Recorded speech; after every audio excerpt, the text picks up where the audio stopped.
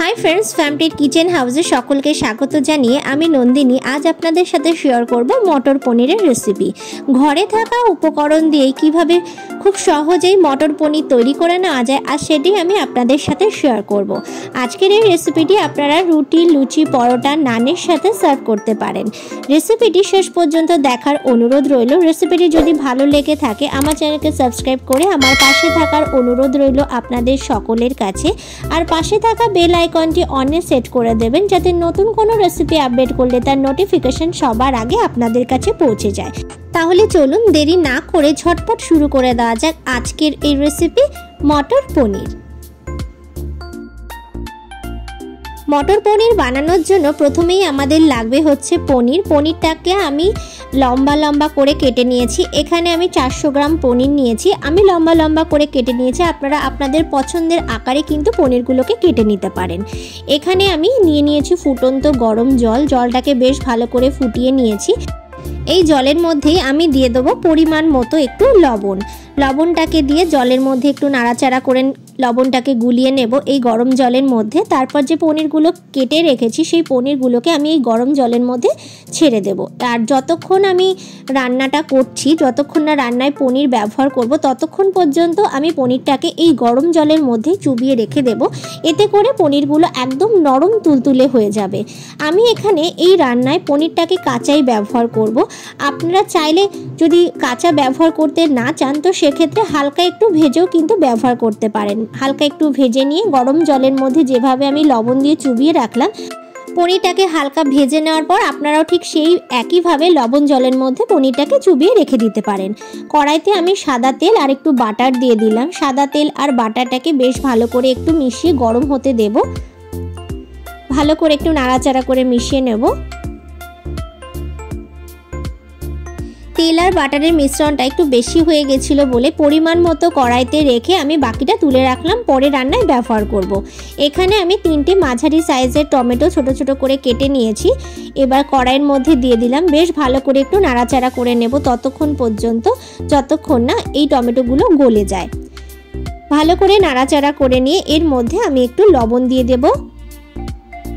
লবণ দিয়েও একটু নাড়াচাড়া করে নেব।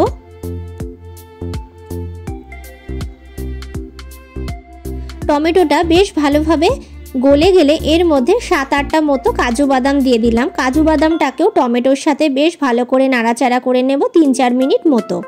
তারপর এই মিশ্রণটাকে কড়াই থেকে নামিয়ে আমি ঠান্ডা করে নেব। সম্পূর্ণভাবে ঠান্ডা হয়ে গেলে মিক্সচার বাটিতে একসঙ্গে টমেটো আর কাজু বাদামটাকে পেস্ট করে নেব। এটাকে সাইডে রেখে দেবো। আর পেস্ট করার সময় এর মধ্যে আমি আলাদাভাবে কোনো জল ব্যবহার করব না। তো দেখুন এটা কিন্তু একদম তৈরি হয়ে গেছে। এবার এটাকে আমি ঠান্ডা করে পেস্ট করে নেব। তারপর আমি ফিরে আসছি। পেস্টটাকে ঠান্ডা হতে দিয়ে দিয়েছি। এবার যে তেল আর বাটারের মিশ্রণটাকে তুলে রেখেছিলাম সেটাকে কড়াইতে দিয়ে দিলাম। আর তা বাদেও পরিমাণ মতো সাদা তেল আর অল্প একটু বাটার আমি কড়াইয়ের মধ্যে দিয়ে দিচ্ছি। এবার আমি মূল রান্নাটা শুরু করব। ভালো করে নাড়াচাড়া করে নিয়ে এর মধ্যে দিয়ে দিচ্ছি আমি গোটা জিরে ফোড়ন। ফোড়নটাকে বেশ ভালো করে হতে দিতে হবে।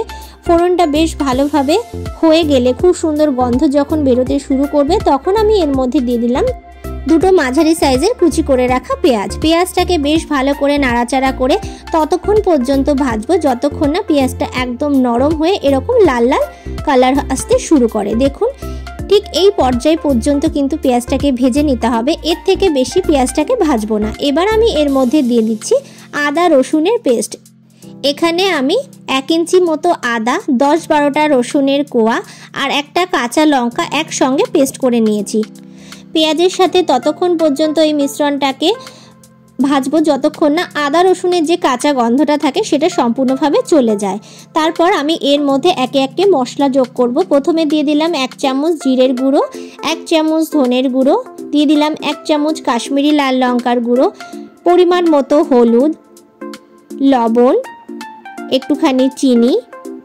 লবণটা যেহেতু আমি যে জলে পনিরটা ভিজিয়ে রেখেছি সেটাতেও লবণ ব্যবহার করেছি, তাই লবণটা কিন্তু বুঝে ব্যবহার করতে হবে, তা না হলে কিন্তু রান্নায় লবণটা বেশি হয়ে যেতে পারে, তাই লবণটা বুঝিয়ে আপনারা ব্যবহার করবেন। বেশ ভালো করে মশলাটাকে কষিয়ে নেওয়ার পর মশলা থেকে যখন তেল ছাড়তে শুরু করবে তখন আমি এর মধ্যে দিয়ে দিলাম মটরগুলোকে আমি আলাদাভাবে ভাপিয়ে নিই।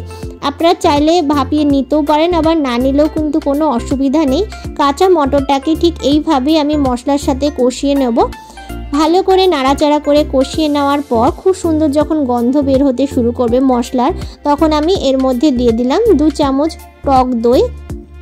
গ্যাসের ফ্লেমটাকে একদম লোতে রেখে এর মধ্যে টক দই যোগ করতে হবে, তা না হলে কিন্তু টক দইটা কেটে যেতে পারে। তাই অবশ্যই টক দই যোগ করার সময় গ্যাসের ফ্লেমটাকে একদম লোতে রেখে দিতে হবে। দই দিয়ে কষিয়ে নেওয়ার পর যে টমেটো আর কাজু বাদামের পেস্টটা তৈরি করেছিলাম সেই পেস্টটাও আমি দিয়ে দিলাম। ভালো করে একটু নাড়াচাড়া করে মিশিয়ে নিচ্ছি। মিক্সচারের বাটি ধুয়ে অল্প পরিমাণে একটু জল মিশিয়ে দিলাম। গ্যাসের ফ্লেমটাকে মিডিয়াম টু লোতে রেখে আমি বেশ ভালো করে এই মশলাটাকে কষিয়ে নেব। হাইতে দিলে কিন্তু খুব ছিটতে থাকবে আর তাড়াতাড়ি পুড়েও যেতে থাকবে, তো সেই কারণে লো টু মিডিয়ামে রেখেই মশলাটাকে বেশ ভালো করে কষিয়ে নিতে হবে। যেহেতু একটু মিষ্টিটা কম মনে হয়েছে, তো সেই কারণে আমি একটু মিষ্টি দিয়ে দিলাম আর দিয়ে দিলাম 2টো কাঁচা লঙ্কা। ঝালটা আপনারা আপনাদের স্বাদ বুঝেই দেবেন। দেখুন মশলাটা কিন্তু খুব সুন্দর কষানো হয়ে গেছে। বেশ ভালো করে আমি মশলাটাকে কষিয়ে নিয়েছি। এবার আমি যে জলে পনিরটাকে ভিজিয়ে রেখেছি সেই জল থেকে কিছুটা জল আমি এই কড়াইয়ের মধ্যে দিয়ে দেবো। আমি আলাদাভাবে গরম জল এই মশলায় ব্যবহার করব না। যে ফুটন্ত গরম জলে আমি পনিরগুলোকে ভিজিয়ে রেখেছিলাম সেই জলটাই আমি এখানে রান্নায় ব্যবহার করলাম।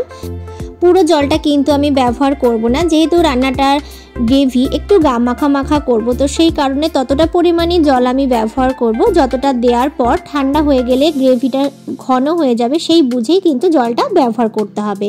জলটা দেওয়ার পর একটু ভালোভাবে ফুটে উঠলে দিয়ে দিতে হবে কসুরি মেথি। যেহেতু অলরেডি জলটা ফুটন্ত গরম, তাই বেশিক্ষণ কিন্তু সময় লাগবে না রান্নাটা তৈরি হতে।